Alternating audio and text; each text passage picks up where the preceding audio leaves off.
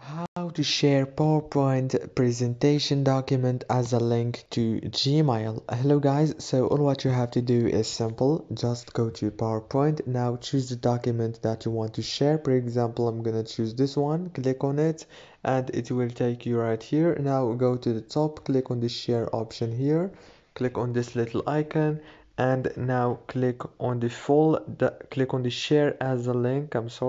Click here and now click on edit link, and here you go. Now right here you will find the Gmail option and you can share it as a link, very easy and fast.